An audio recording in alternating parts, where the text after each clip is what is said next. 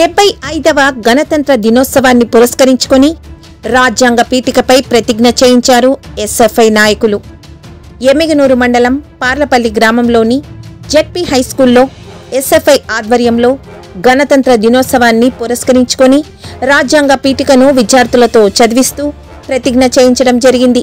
ఈ కార్యక్రమాన్ని ఉద్దేశిస్తూ ఎస్ఎఫ్ఐ జిల్లా సహాయ కార్యదర్శి విజయ్ కుమార్ మాట్లాడుతూ, కేంద్రంలో బీజేపీ ప్రభుత్వం వచ్చిన తర్వాత దేశంలో సాంఘిక, ఆర్థిక, రాజకీయ న్యాయాన్ని, భావ ప్రకటనలను హరించేస్తూ ప్రజల మధ్యన మతోన్మాద గొడవలను సృష్టిస్తూ ప్రజలను విడగొట్టి రాజకీయాలు చేస్తోందని మండిపడ్డారు.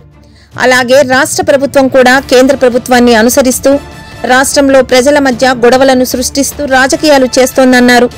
విద్యార్థులకు ఇవ్వవలసిన అమ్మకు వందనం, ఫీజు రియంబర్స్మెంట్ను వెంటనే విడుదల చేయాలని డిమాండ్ చేశారు. అలాగే సంక్షేమ హాస్టళ్లకు సొంత భవనాలు కేటాయించాలని, ప్రభుత్వ పాఠశాలలకు ఉపాధ్యాయులను నియమించాలని డిమాండ్ చేశారు.